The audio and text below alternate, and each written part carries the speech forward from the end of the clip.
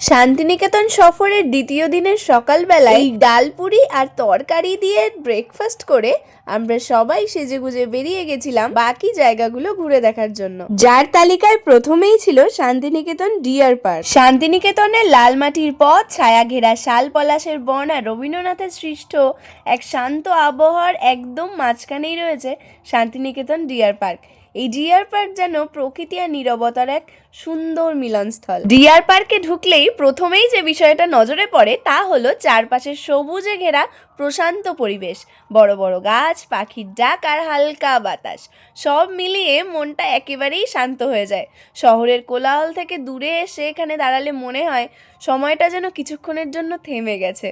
পার্কের ভেতরে খোলা জায়গায় দল বেঁধে ঘুরে বেড়ায় সুন্দর সুন্দর হরিণ। কখনো তারা ঘাস খাচ্ছে, কখনো আবার ছুটে বেড়াচ্ছে একে অপরের সঙ্গে। দূর থেকে তাদের এই স্বাভাবিক জীবনযাপন দেখাটা সত্যিই দারুণ উপভোগ্য। এখানে হরিণদের বিরক্ত করা বা খাবার দেওয়া কিন্তু একেবারেই নিষিদ্ধ, যাতে তারা নিজেদের মতো করেই থাকতে পারে। আমরা এখন ওয়াচ টাওয়ারে দাঁড়ানো। এই ওয়াচ টাওয়ার থেকে এদিকে পুরো জঙ্গলে যে হরিণ টরিণগুলো রয়েছে সেগুলো সব দেখা যায়। আর এদিকেও আমি দেখাচ্ছি, এই যে পুরোটা জুড়ে কিন্তু হরিণ রয়েছে।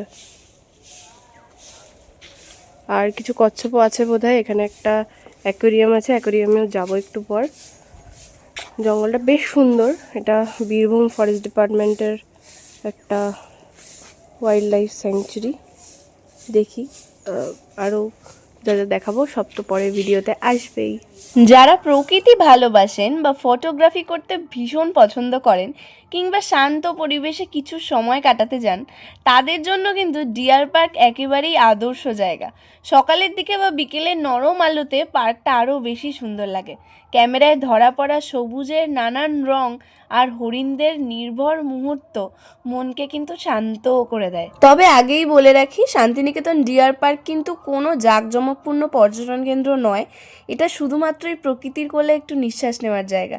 যারা শান্তিনিকেতন আসেন বা আসতে চাইছেন তাদের ভ্রমণ তালিকায় এই ডিয়ার পার্কটা থাকতেই পারে।